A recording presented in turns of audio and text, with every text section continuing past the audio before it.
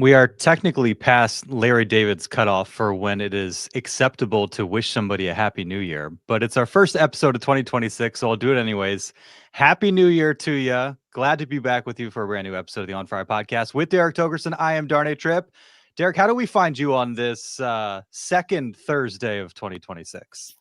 Ready to talk baseball. It's been too long. How about you? It's about the same, and I just wish there had been a little bit more activity in this hiatus we've had on the pod. Although, if there was that activity, maybe we wouldn't have had such a long hiatus through the holidays. It's been quiet. It's been very quiet. It's been other teams are doing things. We can talk about that. And the Padres were interested in a couple of the players that signed elsewhere, like Kazuma Okamoto, who, by the way, did you see the story of why he landed eventually on the Blue Jays? Yeah. His daughter is not going to be well liked in San Diego. For those of you who don't know, he basically held up all the logos and said, "Hey, which one do you like?" And she's like, "Ooh, I like the one with the bird on it." So Eric Grupner, get on that. We got to change the logo here. All right. Maybe we get make it more kid friendly. Do we get the swinging Friar on the logo? I mean, that's like a friendly looking, cartoonish figure. Maybe that would appeal to a young child. Or, how about, if that's the case, to show, then we should have shown them the Chihuahuas. Because the dog would have been great, El Paso, and then say, yeah, that's in the system, so come here. Sure. Yeah, absolutely. I think that would have worked. Who knows? Depending on how he does, he could maybe end up spending some time in El Paso. Seriously, good Lord. Well, that guy, I think one of those foolproof guys who's going to have no trouble. But it seems like it. What do you do? Did the Padres have $15 million a year? Maybe not. Yeah, it's hard to know. Well, they got to do something. There's a couple holes. We'll talk about that, and maybe some of the avenues for potentially addressing some of those needs, as we are just a little over a month from spring training. We haven't gotten the actual dates yet, the report dates and all that. But as you mentioned the other day, it's another WBC year, so that usually pushes things up a little bit. And they were February 12th last year, so you got to figure they're probably at least 2-3 days ahead of that this year. Yeah. That would make sense. Right after the Super Bowl. Right after the Super Bowl. All right. Thanks to OG's, the sponsor of the On Fire podcast. Appreciate all they do for On Fire and the NBC7 Sports Wrap team. If you need a place to watch maybe college football playoff, NFL Sundays, now that we are in the playoffs, NBA, NHL, and eventually the Padres and Major League Baseball, OG is a great place to do it. Hit up one of their many locations around San Diego County, constantly updating their menu, tons of specials, and a great beer list. So hit up OG's, great place to catch a game, hang out with your folks, good meal for the family. OG's is a place to do it. So again, thanks to OG's and all they do for us. Without further ado, for the first time in 2026, the walk-up music.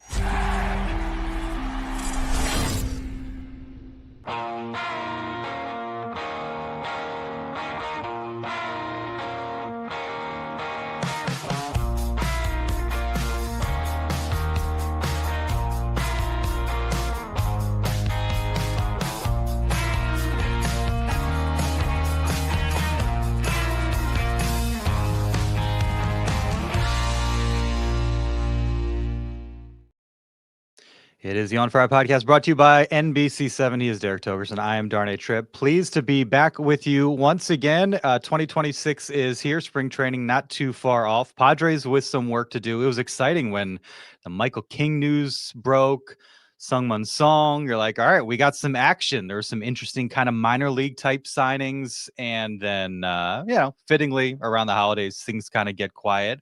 And this is not out of the ordinary for us, Derek. It seems like every year you kind of wait for that flurry around the winter meetings, and then AJ Preller is pulling something off closer to spring training, during spring training, in the middle of a spring training game, right before a flight to Korea for Dylan Cease, even into May for Luis Arraez. So we've had to be patient as fans and followers of the San Diego Padres, and we are once again in that spot with some holes to fill ahead of the 2026 season.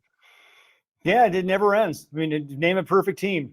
The Dodgers even looking for an outfield upgrade. All these teams that have all this everything. I mean, the Blue Jays, as much as they've done, they could probably still use some bullpen help. It's weird. There really is. I'm not sure if there ever will be a complete perfect team in Major League Baseball. But the Padres are certainly on the the outside looking in when it comes to having the fewest number of holes filled. They got to find some DH slugger. They got to find a first baseman who can hit the ball out of the ballpark. They got to find some more depth in the starting rotation and probably a fourth outfielder. So, I mean, all in all, it's certainly not bad what they have left to do. There aren't too terribly many holes in the dam to put your fingers in, but it's getting to that point where, you know, something does have to start happening. Even though we remember that, you know, Darnay, right after you got here, Manny Machado signed after a couple weeks into spring training, you know, way back in the day in 2018. So we'll see. Well, again, something's going to happen. We just got to find out what that something is. I was there in 2023 when they signed Michael Wacha, and there were all the questions about the rotation, and he obviously ended up being one of the answers there. And so that's nothing new. I don't remember when Pivetta was. I think it was around this time last It year. was right after I was there last year for that one. It was right after the day that full squad had their first workout. Gotcha. Was when he signed. Yeah. Yeah. So, and it's kind of like a baseball-y thing too. You know, some sports, it's like as soon as free agency begins, guys get scooped up, and that's that. Baseball tends, again, Manny and Bryce Harper that same year in 2019. I just saw the Phillies are taking a look at Bo Bichette. You know, Bo Bichette's one of the names out there. It's just this thing drags on until spring training, seemingly every year, and oftentimes with some of these big names for whatever reason. And this year looks to be no different. You mentioned the holes, and you kind of ran them off. Let's dive a little bit deeper in that as you sit here today and you look at and maybe even kind of rank the biggest needs, because I think going into the winter and into the winter meetings and all that, you're like, okay, clearly starting pitching, especially once you lose Yu Darvish for 2026, that's clearly the one.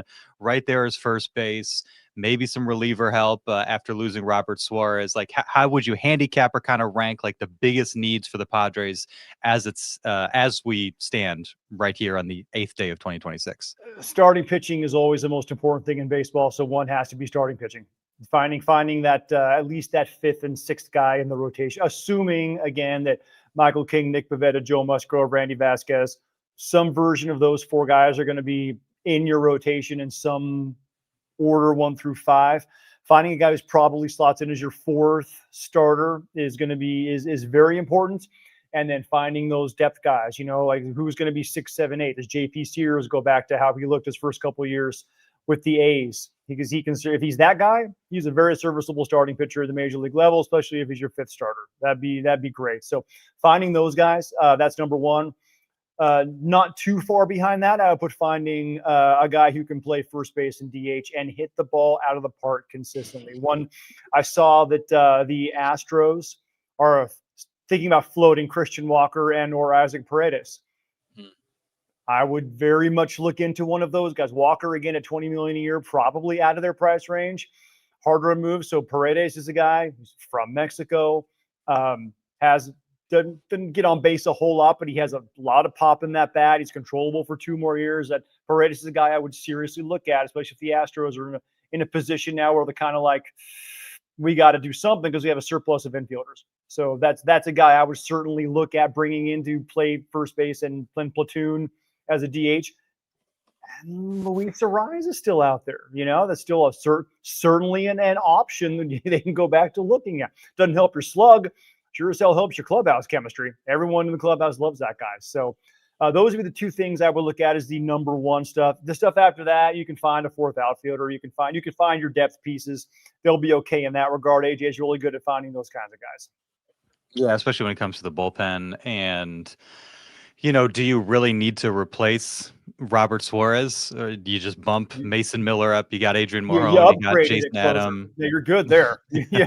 Where you need to find is your 7th inning. Oh, wait, Jason Adam will be back. There's your good. So you got to, really find your 8th inning. Oh, Adrian Morejon is still around. So what about like a longer 6th inning? Jeremiah Estrada is here. So yeah, the bullpen is. I have no qualms about the bullpen whatsoever. Whereas, you know what, last year, honestly, coming in, I was kind of like, Suarez is really cool in the 9th inning. But when he goes bad, he goes all the way bad. So maybe a little bit of hesitation with Big Game Bob. Mason Miller, I have absolutely no qualms about whatsoever. Yeah.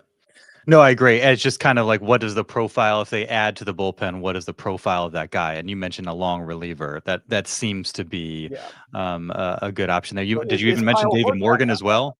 Yeah. Is You Kyle know, Hart that guy? Is Ty Adcock that guy? is Brian Hoeing that guy? Is Brian Hoeing healthy? Reports are his shoulder is okay, but we heard reports last year his shoulder was okay at the end of the year and he never showed up. Yeah, So yeah, one of those kind of you just don't know kind of things, you know. yeah.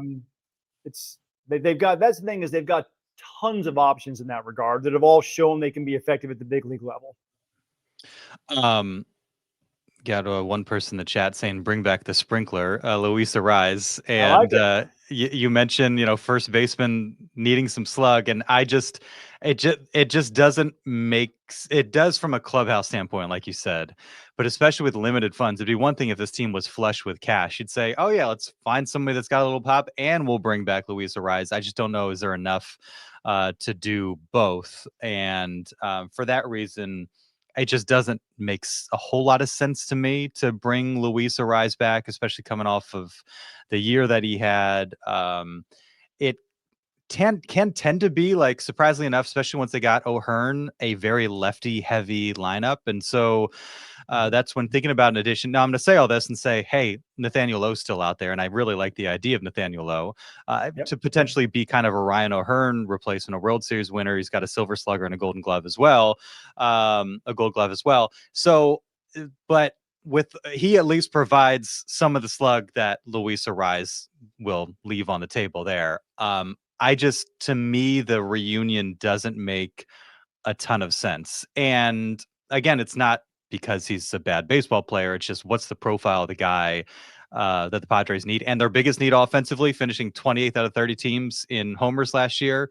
It's a guy with some pop, and Luis Arraez doesn't have that. And if they do go that path, it'll just be really interesting to see how he's deployed, because I just don't think you can do what Mike Schilt did last year, where it's like every single day, number 2, there it is, go. Luis Arraez would have to sign here, I would hope, with some expectation that things will be a little bit different this time around under Craig Stammen.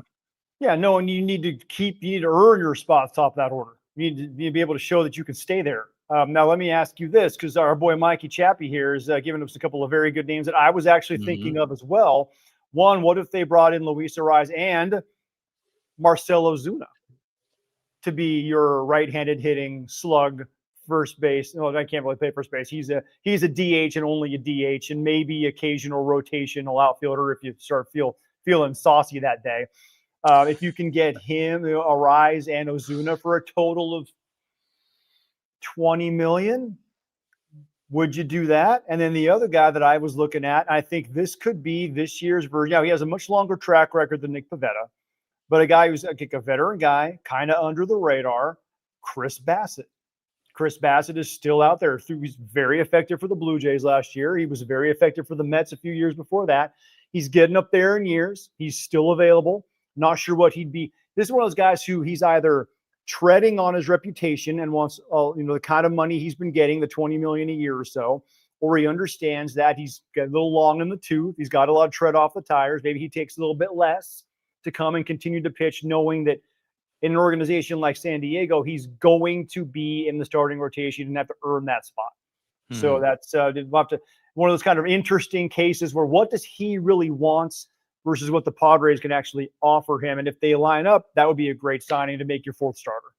Yeah, I mean, well, sticking with kind of the first base and Arraez and Ozuna, again, that's where I just wonder, like, do we have the money for all these guys? What do they really have to offer? And do you want to bring in a headache off the field like Ozuna? He's got some off-field stuff.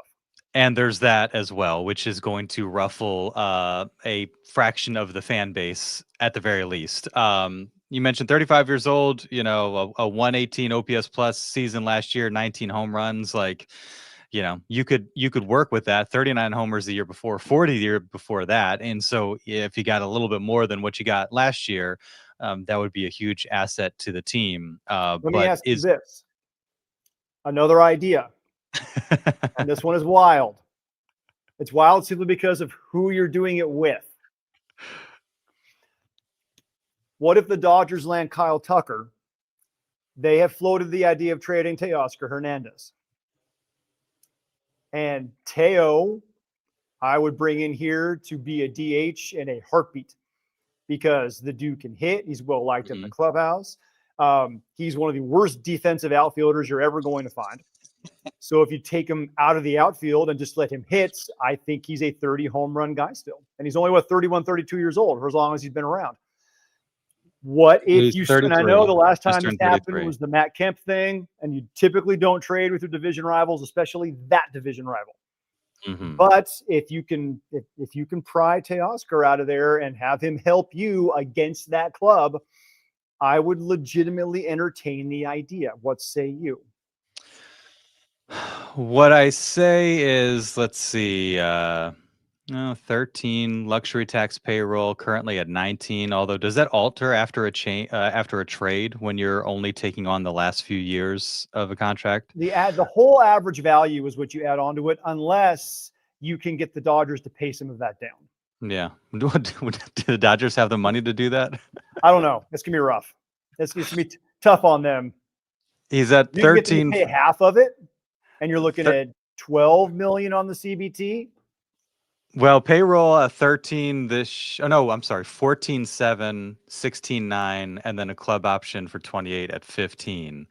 So I just remember the average salary being 22 when he signed a couple years ago. Yeah, a lot of deferred money in there though. And because, he was the guy that we thought at that point, hey, maybe he'd be an option for the Padres in the outfield. And that was at the point where they were trimming salary, and it was like, 22 a year. I don't think they had that for Teoscar. Right. But maybe now at a lower number, that could be a possibility. I don't hate the idea, especially since he's hitting from the right side, similar to Marcell Ozuna. Again, doesn't bring you any of that off-field nonsense that Ozuna brings. Yeah.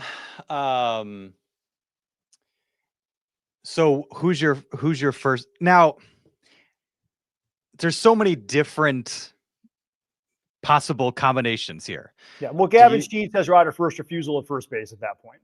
Okay. Now, for 120 games, 110 games, if he's hitting, yeah. If he's hitting, defensively, he showed me enough last year with how much he improved in the outfield when he was not a natural outfielder, that he's going to put in that kind of work and can conceivably improve to that level as a defensive corner infielder. So yeah. I would not be concerned about him defensively. He'll make it work. It's not like he's never played first base either. And you're also talking about a team that loves to move guys around. Yes. And they've had a lot of success doing it. When you look at the outfield configuration, let's see, last year at first base, was it only 13 games, 43 games the year before with Chicago, 22, 13, 10. So he's done there so in college. He's done so sparingly, but yeah. He can figure it out. I mean, as a former first baseman myself, like I moved from, the left side of the infield as a third baseman to first base in high school, and it took me 2 weeks to figure out the position. Like believe me, it's not that difficult a spot to figure out. So if Gavin Sheets has right of first refusal for first base, you bring in a righty with some slug. Yep. Corner outfielder, like a similar profile to Gavin Sheets, like a guy you can throw out in the corner outfield. He can play first base, be serviceable enough. You're looking at your DH spot at that point. A guy who can either DH and then play a little bit of first and maybe a little bit of corner outfield. It really does profile as like a Teoscar Hernandez kind of. Well, I guess, with Jake's versatility, Jake can show up at first base here and there as well. Yep. I'm just trying to fill out the rest of those 162 games at first base. If it's Gavin Sheets and... Well, Sung Moon Song can also play some first base. Yeah. All right. We got it all figured out. The lineup set. We're good. I wouldn't feel terrible going into the year, Gavin Sheets, opening day first baseman, getting the bulk of the work, seeing how he does. An interesting thing that came up today on Twitter is just how strange his his splits are based on what he's doing defensively, and there might be absolutely nothing to this at all. But last year, significantly better when he was in the outfield and at first base than when he was a true DH. What do you put into that? And through his career, he's been better when he's engaged defensively than when he's just in the lineup at DH. So just kind of an interesting thing. I don't know if you put much to that, but Oh yeah, that's a real thing. Yeah, DH is a position. All right. It's a position with a very specific skill set. And David Ortiz has talked about this too. When he moved, he was a first baseman in the Twins organization, came over to the Red Sox, and they grabbed guys like Doug Mankiewicz, who's really, really good Gold Glove type winning defensive first baseman. Ortiz became a full-time DH, and he thrived in it. But there are other guys who have been in that spot, like Jose Canseco, hated DHing. He hated it because his mind would drift. Right. He wouldn't be engaged. And all of a sudden you're up and you're like, oh, well, I'm not ready for this. He had to be out in the outfield. He had to be mentally engaged because when you're sitting there for 2 innings, you're kind of like, hey, what's going on over there? Like, it's like us ADHD kids, like you can't just do that and focus just on this is my next at bat. Albert Pujols did not like DHing. He could do it, but he didn't like it.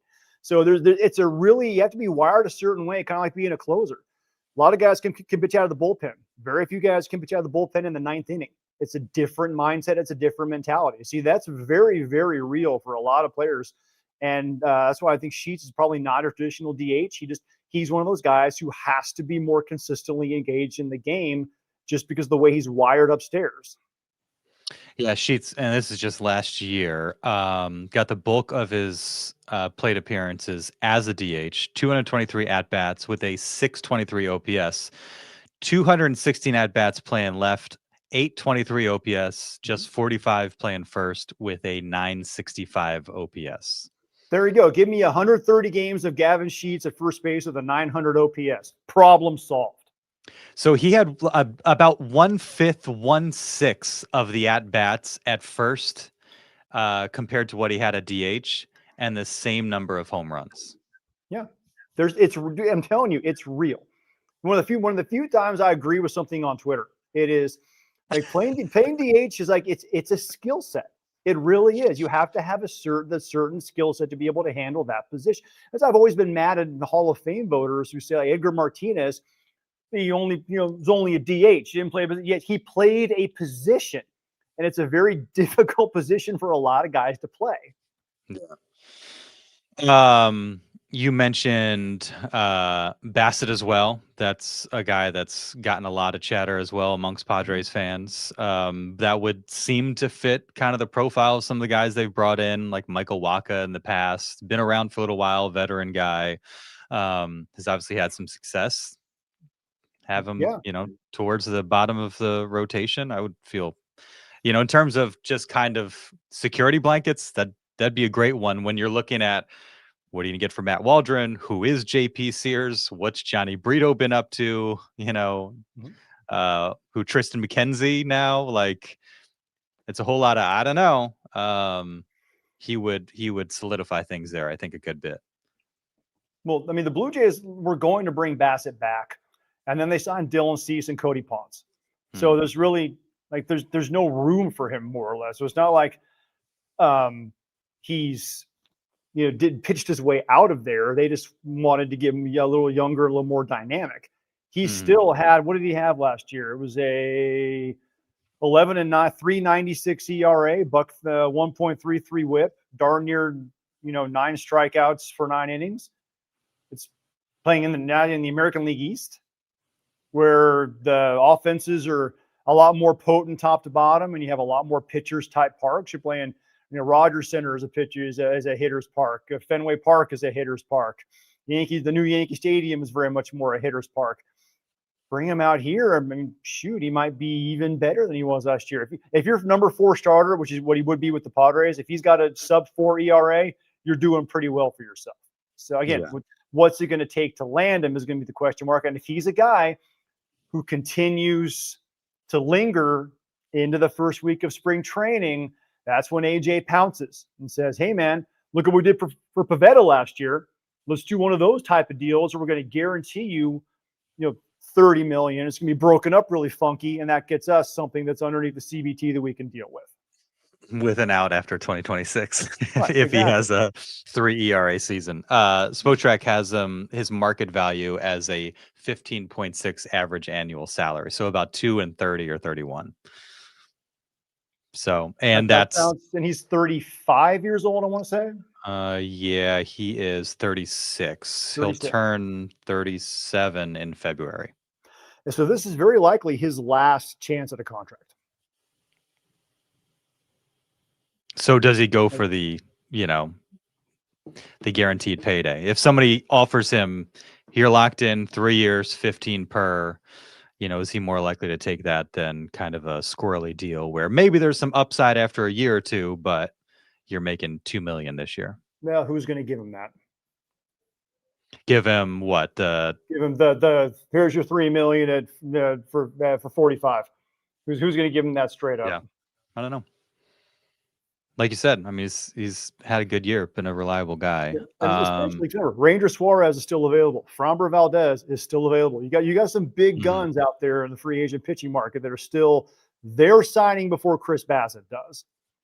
So, and then again, unless he says, listen, get me in somewhere, I need to get ready for the season, drops himself down a little bit to 12.5 AAV, then he becomes a guy that becomes a lot more attractive.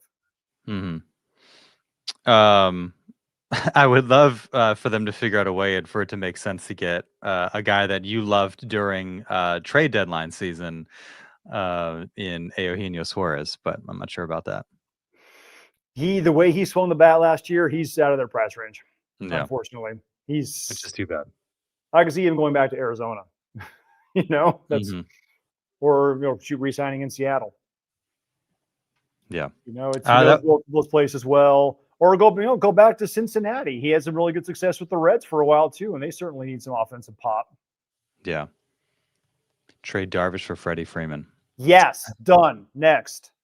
season roster solved, season figured out. We'll take it from there. There's also, we're getting closer to spring training when everybody's going to be asking, hey, AJ, how come you don't have a deal yet? Yeah, about that. I don't know. There's something, I still don't think that's going to be a problem. Just because. I think I'm with you, yeah. Yeah, I just don't see it. It's I think AJ sees it as like a formality. Like, we'll get to it when we'll get to it. I think once they have the roster set and he can stop focusing more on player acquisition, then I think he'll be like, all right, let's take care of me. He feels like that kind of guy. In my dealings with AJ, he feels like, listen, what happens to me, whatever, I'll figure it out. I want to get this team set. I could certainly see that if they're like, hey, we want you to be here. And he's like, hey, I want to be here. And he's like, look, this will be a lot easier for me if I just me, I'm up late at night, obsessing over this roster, trying to figure out every possible avenue.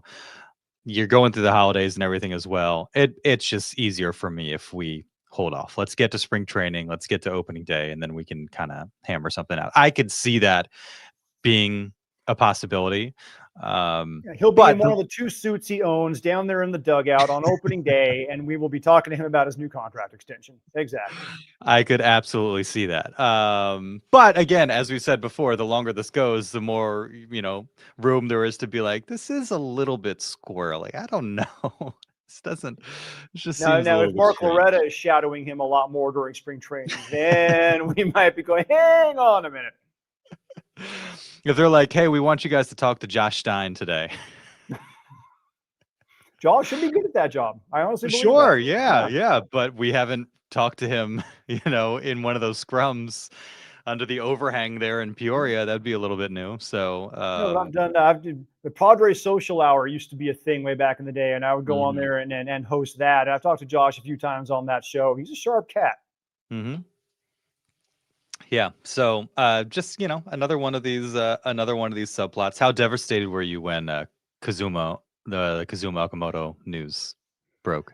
I was ticked off, and then I saw the reason why, and I went, God, if the guy loves his daughter that much, I can't be mad at it. Like that, it's a cute story.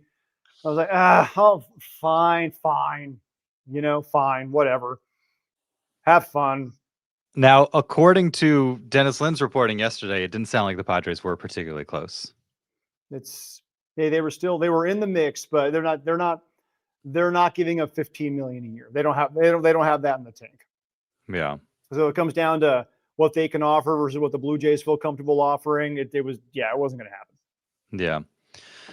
Again, which makes me uncertain of what they can pull off and how ambitious they can be with those remaining spots in the roster. I part of the equation too is like there's also the possibility of a trade. And so there's like the two different avenues where, conventional free agency route. I think at this point, given the holes that they have and the fact that they're not the most glaring, they're less glaring now that you have Michael King. Like you could check all those boxes through free agency, right?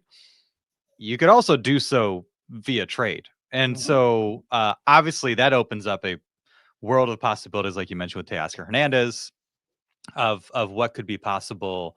And you mentioned, guys that have been brought up like Nick Pivetta and Jake Cronenworth, maybe even Ramon Laureano as possible trade chips. So that's kind of, that's what I'm wondering now is like which path, and the answer will probably be both at the end of the day, knowing AJ Preller. But which path do they take? And if there's a trade, how considerable of a deal, how close to like blockbuster headline type trade is it if they maneuver using pieces of their big league roster? If they're using pieces of their big league roster, it will have to be almost by definition a blockbuster, unless it's Cronenworth, who we've all expected for the last 3 years. He's been on the trade block. We all know that he doesn't qualify as blockbuster material. Jeremiah Estrada would also not count as blockbuster material, even though I think he's a superstar in the making. Mason Miller is blockbuster material. Fernando Tatis Jr. is blockbuster material. Jackson Merrill is, oh my God, what the hell just happened material. Those are the guys. So if they're dealing something from the big league roster, it is a major thing that they're moving off the big league roster. They're not trading, Ramon Laureano. We're just kind of going like, all right, what are we getting for him? They're trading Xander Bogaerts. Like this is like it's a big deal at this point if they move something off the big league roster. So if they do that, then it is blockbuster territory. If they're moving some auxiliary pieces or some minor league pieces, it is probably taking a flyer on a guy who has shown some potential and they think the metrics will fit and work for them, and hope that he gets better in the system out here or change of scenery kind of guy, whatever it may be. So it is either shake the foundation of the organization and make headlines across the game, or, oh, that's interesting. We'll see how that works. Like, there's no like middle ground there. It's also interesting to consider AJ's track record, because when you think of the trades that have involved major league players in recent years, it's the Juan Soto trades. And you go back to like after 2019, before 2021, primarily like the Luis Arias, Eric Lauer trade, where you get Trent Grisham, and Zach Davies. They flip Zach Davies for Yu Darvish. Since that time, I mean, there's been so many trades that have been built on minor leaguers, and fewer that are like established big league guys that are in their lineup, with the exception of kind of Juan Soto. There's probably some obvious one that I'm missing. But most of the dealings have been done using prospects, minor leaguers. And so it would be a little bit of a different, like AJ has he traded Jake Cronenworth in recent history? Like a player of that kind of, like an everyday type guy, part of their team, but not, like you said, not superstar blockbuster worthy. So it would be a sort of a different kind of AJ Preller move, which always piques my curiosity because anything with AJ Preller, like what is he going to do? And as unpredictable and creative as he's gotten, he hasn't necessarily gone down that avenue with great regularity in recent years. Well, because the Padres have been contenders. And Yeah. I'll ask you this: in the last 7-8 years, how many times have the Phillies dealt somebody off of the big league roster? How many times have the Dodgers? How many times have the Yankees? Yeah. They are typically the teams that are in contention like their big league players. So they're not going to trade their big league players. It's the teams like the Pirates and the Rockies and the A's, the Nationals. Those are the ones who are trading away their big league players, because those are the ones who don't have big league players that are all coming together to win baseball games. So that's why the Padres are in that. AJ got this to the point by doing that, by making, trading Austin Hedges for Austin Nola and Mike Clevenger and, Francisco, what the name of the switch hitting catcher starts with, I forget his last name. They're trading guys like that, flopping big league pieces back and forth to finally get to the point where he liked it and they could contend year after year after year. They're in that spot now, so they don't have to trade off the big league roster because they like their big league players. Yeah. So that's why it has not been necessitated they've had to do that. Yeah. No, it's a great point. Will it be necessitated over the course of the next couple months? I don't know. Yes, that's the question. And here's the thing. Maybe it's not even necessary. Maybe it's something they do because this is, again, we've talked about this, and I brought up the 2004 Red Sox trade of Nomar Garciaparra. It's not the popular thing, but it's the right thing, because they ended up getting 2 Gold Glove caliber defenders who helped them win a World Series that year and break the 86 long curse of the Bambino. So sometimes you have to do the thing that you don't necessarily want to do, or that's not necessarily the popular thing to do, because it's the right thing to do, because it, in the long run, overall helps the health of your organization. So that's what we have to look at now. Is trading a Mason Miller or a Fernando Tatis Jr. or, God forbid, a Jackson Merrill, is that the thing that brings you back so many pieces that you can't ignore it? Because now, as great as that player is, you have a stronger organization and a better team. We're in that limbo right now of, there probably are trade scenarios out there that you could find that do fulfill that. Now, they're very few and they're very far between and they're very hard to locate, but they probably do exist. So as AJ, I guarantee you, is looking for those. And if he finds one and somebody's willing to work with him on it and they line up, as AJ likes to say, I could see things like that happening. Whereas even last year, I'd be like, no chance in hell. Yeah. And the key being, will the return allow us to be successful right away? Because there's been points in the last couple of years where the team is scuffling, the chemistry isn't great, what have you. And I'm like, you know what? It might be a good time to part with a big name or two, take a step back for a year or two, but then be in a more, financially sustainable place, a bit of a reset without completely, it's not a fire sale situation, but you're moving a couple stars and hoping that what you get back can help you be successful 3 to 5 years from now. AJ Preller hasn't done that, probably because AJ Preller doesn't want to go through that reset. He wants, and just like the fan base wants, to keep this team in a place where they are contending for the playoffs and hopefully beyond year in and year out. And so they haven't gotten to that point where they've made kind of that bold or desperate, however you want to call it, a type of move. And I think that's been a good thing. I think, for myself and for fans and for others, it's easy to overreact and you see a team that's scuffling and be like, all right, time to blow it up or what have you. I think even last offseason, I reached a point where I'm like, do they have any money to work with? Maybe they just need to trade everybody and reset. AJ Preller, what would AJ Preller do in that type of situation where he had money to play with, prospects, yada yada yada? We've seen him. We saw him do that, beginning in 2018 and 2019. But again, does he want to do that? What does that signal for the franchise? What does that signal for AJ Preller's future? There's just so many unknowns there, where it's probably made sense to kind of stay the course with the stars that they have in place, round out the margins and hope that the guys can do what they need to do once September and October roll around.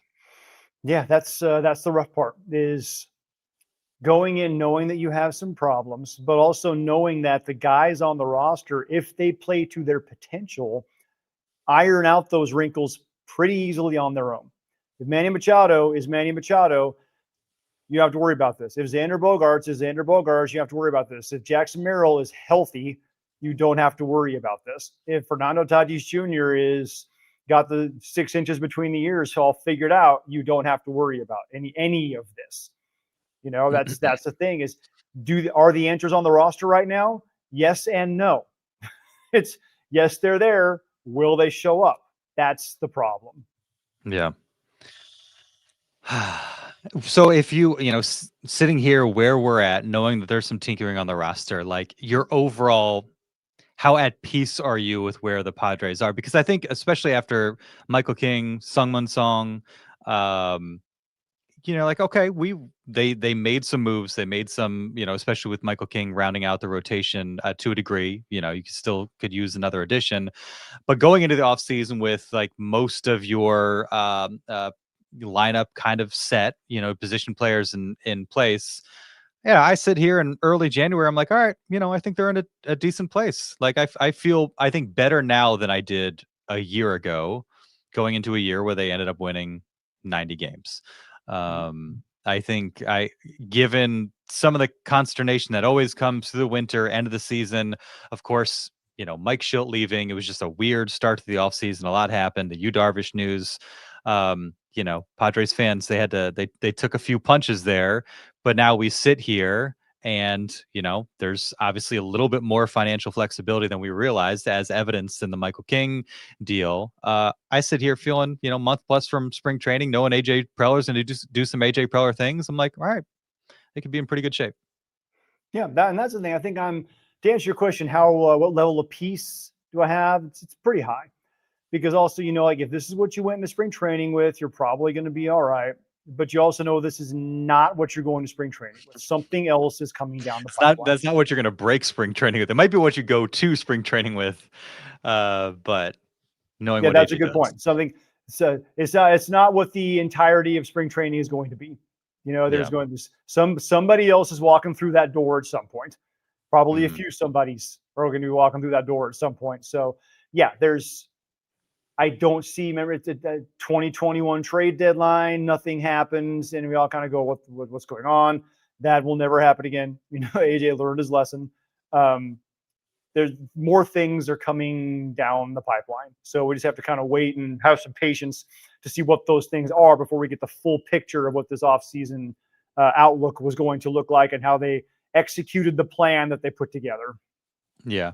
I'm guessing maybe we have a Dodgers fan in the chat. Padres finished 4th in the NL West. I don't know if I believe that. Behind the Giants are going to be better. Diamondbacks are going to be better. I can't completely discount that. I don't want to. I don't think that'll happen, but it's not out of the realm of possibility. At least you didn't say 5th. Yeah. If you say they're going to finish behind the Rockies, then you should never talk baseball again.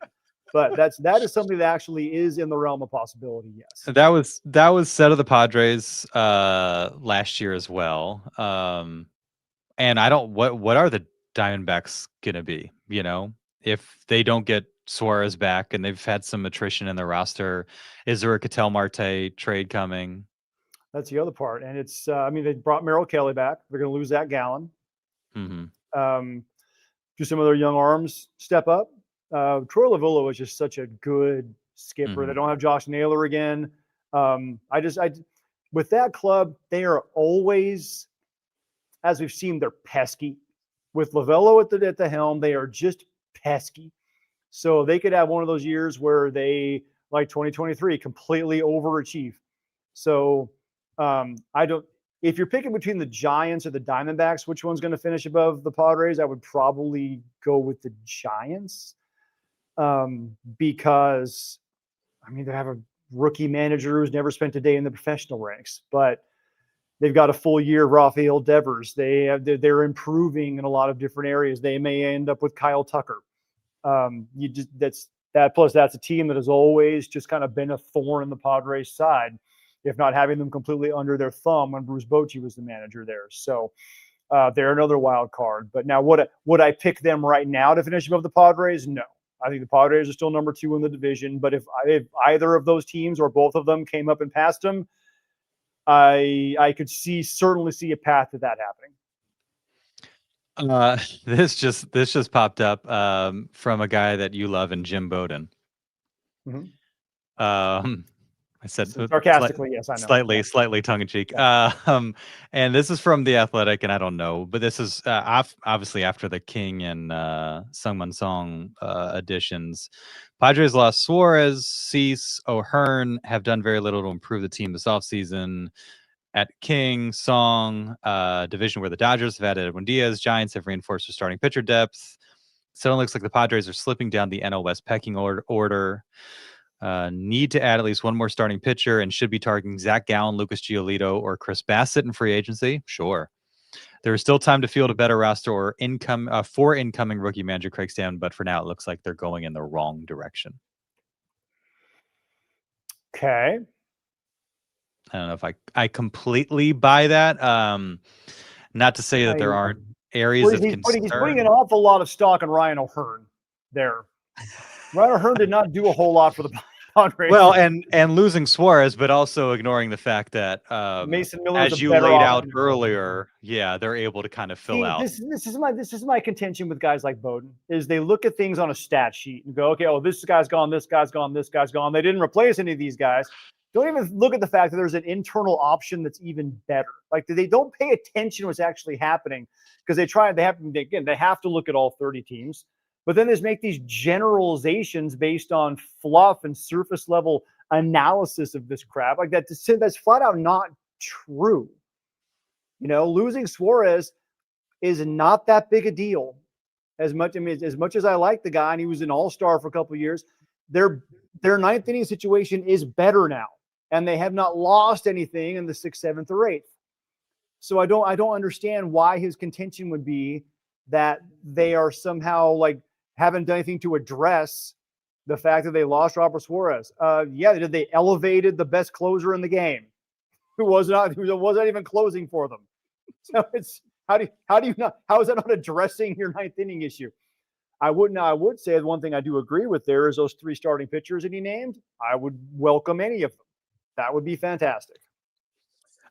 Just for context, Jim Bowden writing today, Mets head the list of 5 MLB teams that have moved backwards so far this offseason. So that is today from The Athletic, Jim Bowden, New York Mets at number 1, Yankees at number 2, Guardians at number 3, Reds at number 4, and the Padres at number 5. So that's where this came from. Because they let Ryan O'Hearn go.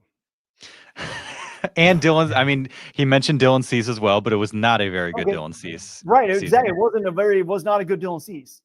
It was, you let a guy with a big stuff and big name recognition go. He's also a guy who you could not trust in the postseason. A guy who, you could not, you didn't know which version of that guy you were getting start to start in the regular season. Is he really, really talented? Yeah. Do his numbers line up with what he was giving you, what his potential is? Not even close. It's also a little bit of the difference of like when you're watching the team every day versus, a kind of a national guy. Because you look at Robert Suarez, you look at numbers, you look, saves leader and all that. There were numerous stretches through the course of the last regular season where we were all very nervous when Robert Suarez is coming into a 1 or 2 run ball game. Mm-hmm. You preach. So, and I just feel like I was dead wrong in 2023. A lot of people were dead wrong in 2023. Padres were projected to be, win totals or what have you, odds among the best. I had them winning like 97 games, 98 games that year. Yeah, I was totally off. Yeah, 2024 was supposed to be just kind of this transitionary year. That wasn't the case. And then last year, there are definitely people saying, they're going to finish 4th behind the Diamondbacks, behind the Giants, which you could understand given some of the moves that those teams made. That didn't happen. So, the Padres and all of the NL West with the exception of the very top and the very bottom. So 3 teams in the NL West in the middle, Giants and D-backs. They've just been hard to kind of pin, the last, recent few years. And so far be it from any of us to be like, Padres are going to finish 4th. Padres are definitely going to finish 2nd or whatever. It's hard to know, knowing that moves are going to come. Do you get, a resurgent 830 OPS season for Manny Machado, or is it a 775 OPS season for Manny Machado? Is it Xander Bogaerts? Same question for Xander Bogaerts. Does Fernando Tatis Jr. magically hit 40 home runs again? Or is it some of the same kind of hot and cold that we've been seeing? There's so many different variables. It's really hard to kind of figure out. Yeah, the other thing that's off on his analysis is looking at the division. It's like nobody's catching the Dodgers yet. You're just not. You're just they haven't caught the Dodgers. Yeah, no crap. They're not going to catch the Dodgers. How are they doing compared to the other teams in playoff contention across the National League, the wild card teams, right? The Cubs adding Edward Cabrera in a trade today. That scares me a heck of a lot more than anything that's gone on in the National League West, because that's a team you're going to be rolling into the wild card conversation with. Mm-hmm. I would say the Brewers, if they trade Freddie Peralta, massive steps back. The Brewers have done nothing. And the Brewers, everyone will tell you, wildly overachieved all of last year. Mm. So they have to take a few steps back. And they have not done a whole lot to address what they have been dealing with. He's absolutely right on the Mets. The Mets have basically almost thrown in the towel. I have no idea why or how. But you look at the other teams or the Padres are going to be competing with for actual available playoff spots. I'm not too terribly concerned about that. You don't compare it to the division. The Dodgers are not losing the division again this year. There might be that spot where we all kind of lose our minds because the Padres go a game up on them in August and we all go, yeah, this is the end. And, everything rights itself because that's just the way of the world over a 162-game season. No, it wrongs itself, Derek. Yeah. Everything wrongs itself. So everything goes back to the status quo, which freaking sucks. But that's the way it happens to work right now. Like that's not the case. That's not the case. Look at the teams. Look at the Braves who are going to be coming back because they'll have healthy Ronald Acuna Jr. and Spencer Strider, and they added a pretty good 9th inning option that was not as good as the one that we have here now. But look at the Phillies who are going to be again in contention for that division. The Marlins are probably coming, and then they go and trade one of their best pitchers away, and they'll probably trade Sandy Alcantara because they can't get out of their own way. Look at the Reds. The Reds are going to be in contention again. Cincinnati's going to have to make some moves. Those are the teams the Padres are really competing with for a playoff spot, not the Dodgers. Yeah. That said, good note to end on. Fingers crossed for some action in the next week. Give us more to discuss, but one way or another, we'll be back with you. Great being back with you today through the holidays. Hope the holidays and the new year have treated everyone great, and we will see you next week.